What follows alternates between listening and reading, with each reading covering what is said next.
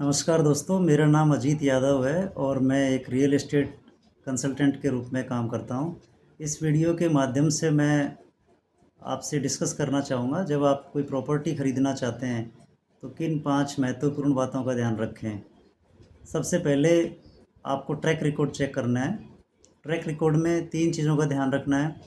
Track record सबसे पहले mediator का चेक करना है। जिस मीडिएटर के माध्यम से आप कोई प्रॉपर्टी परचेज़ करने जा रहे हैं, उस मीडिएटर का ट्रैक रिकॉर्ड कैसा है, उसके एग्जिस्टिंग क्लाइंट्स के साथ उसका व्यवहार कैसा है, या भविष्य में जब कभी आपको रीसेल के लिए आपको जाना हो तो वो आपकी मदद कर सकता है।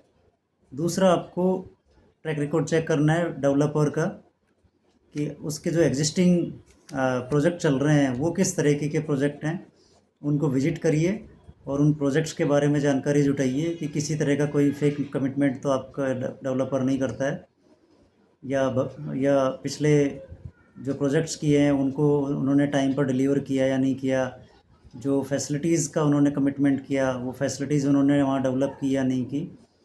तीसरा, ट्रैक रिकॉर्ड आप प्रॉपर्टी का चेक करिए।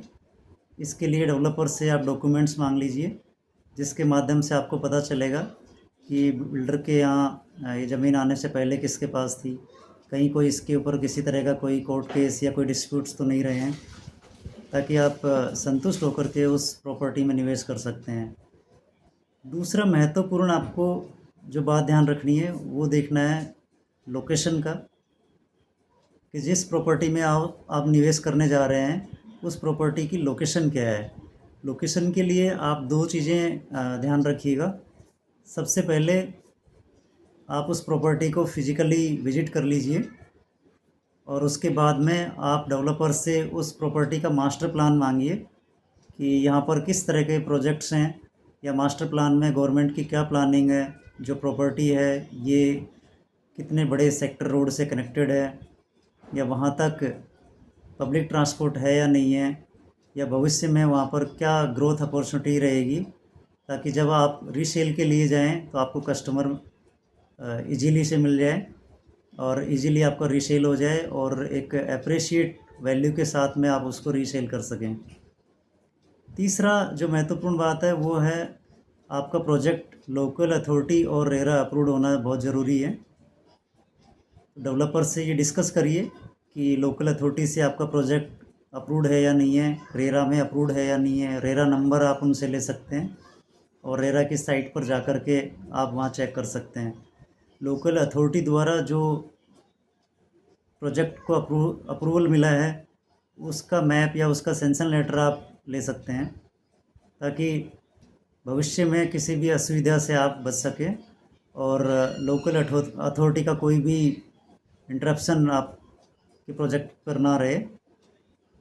चौथा, आपको उस प्रोजेक्ट की डीएलसी और एग्रीमेंट रेट के बारे में आपको डिस्कस करना है, ताकि आपको ये आइडिया रहे कि जब आप पेमेंट करने जाएंगे तो डाउन पेमेंट कितना होगा, या आपका बैंक से जो लोन ले रहे हैं वो कितना अमाउंट तक सेंसन होगा, ताकि जब आप पेमेंट करेंगे तो किसी तरह की आपको दिक्कत ना हो।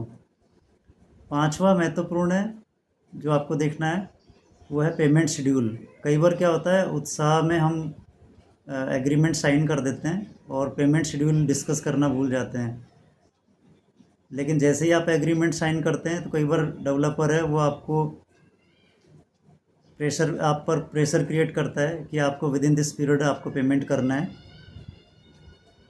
तो ये सब असुविधा से बचने के लिए आप पहले ही ये डिस्कस कर लीजिए कि किस तरह से किस किस टाइम पर कितना पेमेंट हमें करना है, ताकि आप अपनी डील को बहुत ही आसानी से क्लोज कर सकते हैं और हैप्पीली आप अपने प्रॉपर्टी को एंजॉय कर सकते हैं।